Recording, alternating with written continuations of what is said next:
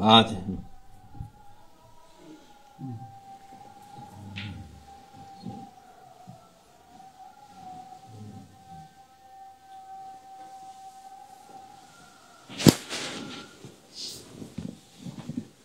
Selamun Aleyküm.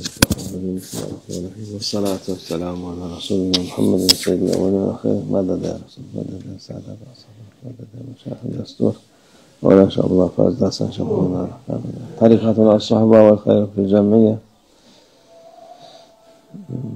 Tarikat Allah'a şükür ahiret içindir. We are thankful to Allah Almighty to follow the tariqah, and the tariqah, it dedicates human being for the hereafter. Ahireti mamur etmek için. The tariqah means to build one's hereafter and to construct one's hereafter. Dünyadan uzak durmak için. The tariqah means to stay away from worldliness. Dünyayı kalbinize koymak. The tariqah teaches us how to not put worldly things into our hearts. Kalpten çıkarmak içindir. The tariqah teaches us how to remove this world from our hearts. Kalbe koymak için değil. The tariqah is not intended and does not teach us how to put the world into the heart. Bu nasihatler müminler için dünyadan yalnız ahiret için. These advices are for the believers so that they may live lives in this world which are solely dedicated to the hereafter. Amel olsun diye. These advices in the tariqah are meant to teach the believers to perform deeds dedicated to the hereafter. Ahireti mamur olan dünyası da rahat geçer. Those who obtain the hereafter and have constructed their hereafter will lead a comfortable life. Geçmese de mühim değil. Mühim olan ahirete mamur olsun. And even if their lives were not comfortable in this world, it doesn't matter. Because all that matters is to have constructed one's hereafter. Çok şeyler var. Tarikatta nasihat, din nasihat, Peygamber sallallahu aleyhi ve sellem dedi, nasihat, din nasihat üzerine. Nasihat nedir? There are many ways and many teachings in the tariqah, and there are many types of advices in the tariqah. And as our beloved Prophet, peace and blessings be upon him, said, that the religion is based on good advices. İyi şeyleri göstermek. And what is a good advice? A good advice is to show someone good things. Onları yapmayan kendi bilir. And an advice is something that it is up to the one to decide for himself whether he wants to follow or not, or whether to accept or not. Onlardan birisi de işte politika, siyaset derler. And one of the advices we give is concerning politics. O şeyden uzak. And the general advice concerning politics is stay away from it. İşimiz olmaz. We have nothing to do with politics. Politika, siyaset. Onlar siyaset adamları var, politika adamları var. There are politicians to do politics. Onlar onun işini, ilmini başka bir ilimdir o. And politics is knowledge for itself. And there are certain people, there are politicians whose jobs is to do politics. Bize tarikat ehline gerekmez. But for the followers of the tariqah, there's no need to do politics, and they should stay away from politics. Çünkü tarikat ehli Allah ne diyorsa o olacak diye biliyor. The followers of the tariqah, they should not be concerned about politics because they must know that everything happens as Allah Almighty wills it to happen. Onun için fazla dünya, çünkü siyaset. Therefore, they do not interfere with worldly affairs. Dünya işidir.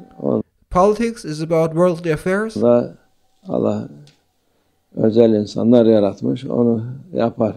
And Allah Almighty created special people whose job is to do politics and they fulfill their jobs. Herkes ama şimdiki insanlar, herkes en iyi bilen onlar, en iyi şey yapan onlar. But now we live in a world where everyone is arrogant and everyone claims to know everything better than others. Ve herkesin çoban bile dağın başında siyaset, politika yapmaya uğraşır. And now everyone does politics and everyone knows about politics. Even the shepherd on the mountain does politics. Ama bizim onu yapan da boş işler. But politics are empty things. Dediğimiz gibi yapacak olan özel insanlar var. As we said, politics is not for us. There are certain people who are meant to do politics. Allah öyle yaratmış herkesi. And Allah Almighty created them, and it has made them their job to do politics, and Allah Almighty creates everyone in a distinct manner. Kabiliyeti ona göredir. Everyone has their distinct capabilities and their distinct abilities and virtues. Bunu bilmek lazım. En tehlikeli şey mürit için o siyasete şey yaptı mı? But we must know that what our job is as the followers of the tariqah, as a murid, one must stay away from politics. Politics is the most dangerous thing for a murid. Girdi mi çoğu insan ahireti unutuyor. Allah Because the moment you enter politics, you forget about the hereafter. Azze ve Celle unutuyor. You forget about Allah Almighty. Allah'ın emirlerini unutuyor. You forget about the orders of Allah Almighty. Ona meşgul oluyor. And the moment you enter politics, all you're then concerned about is politics, nothing else. Siyaset dediğim politikanın meşgul oluyor. Those who enter politics do nothing else and are preoccupied with nothing but politics.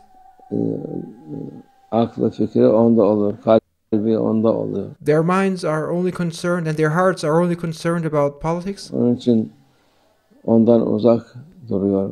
Therefore, we must stay away from politics. Çoğu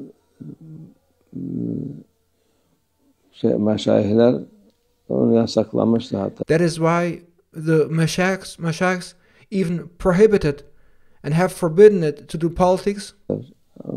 Müritlerine bu şeyden uğraşmaya diye.